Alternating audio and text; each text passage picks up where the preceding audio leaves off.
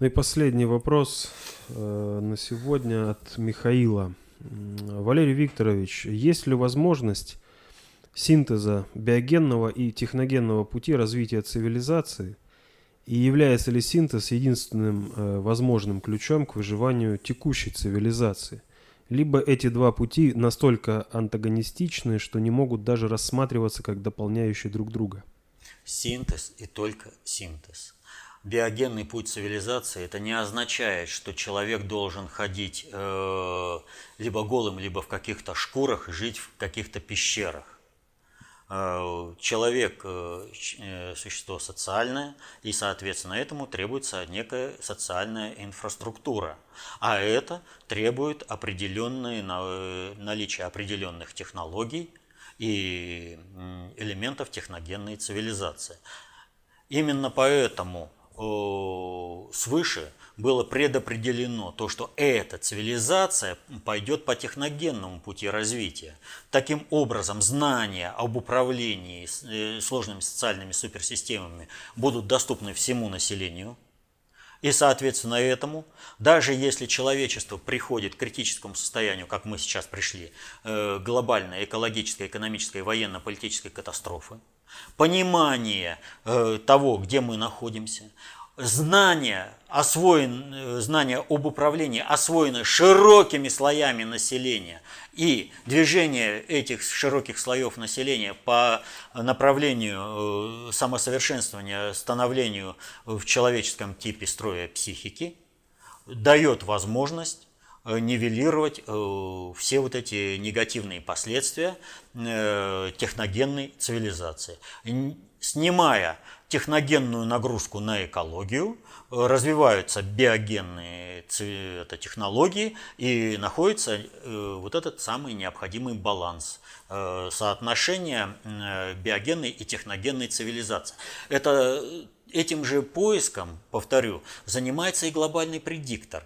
Я уже говорил, движение в искусстве прерафаэлитов – это отсюда. ИГИЛ – это отсюда. То есть, как найти максимум технологических возможностей для обеспечения социализации человека и как сохранить для них толпоэлитарную структуру. А для нас обеспечить освоение генетического потенциала каждого человека. То есть, в принципе, поисками синтеза биогенной и техногенной цивилизации занимаемся и мы, глобальный предиктор, но мы в интересах развития генетического потенциала каждого человека, чтобы он смог освоить весь этот потенциал, а глобальщики, наоборот, чтобы подавить этот потенциал и по-прежнему сохранить толпоэлитарную систему управления. Но свыше этот путь не поддерживается, и потому глобальный предиктор пребывает в непрерывном кризисе и постоянно нарастающей катастрофичности всех событий под его управлением. Ну что ж, вот сегодня, как вы отметили, мы большую часть времени говорили исключительно о вопросах того, как начинаются войны. И начали мы с простого, казалось бы, желания Александра Григорьевича Лукашенко быть полезным и нужным для Соединенных Штатов. Вот. Но непонимание вот этих простых вопросов, а повторю, я про войну практически ничего не сказал, я только рэперно обозначил, я только дал красочную иллюстрацию для того, чтобы понять, насколько вот эти вопросы важны. Вот без понимания этих процессов невозможно управление государственностью, не говоря уже о государстве, не говоря уже о надгосударственном управлении и тем более глобальном управлении.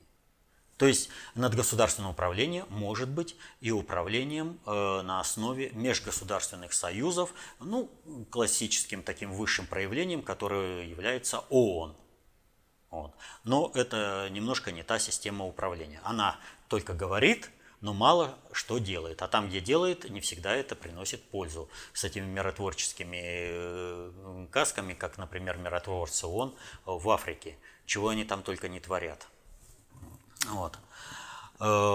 Вот понимание этих вопросов понимание того, как начинаются войны, позволяет снижать напряжение в обществе, избегать кризисного развития ситуации, выходить из ситуации, когда под легендой проведения каких-то учений может быть попутно оккупирована какая-нибудь страна. Ну вот как планировалось в Белоруссии. Ведь сколько отрабатывали они этими учениями, с разных сторон заходили и развели-то все правильно здесь. И только позиция России привела к тому, что учения стали проходить совсем по-другому. Ну, как отблагодарил Александр Григорьевич? Он воткнул нож в спину. А в результате его действий у американской страновой элиты может сложиться впечатление, что все можно. И по принципу домино все посыпется.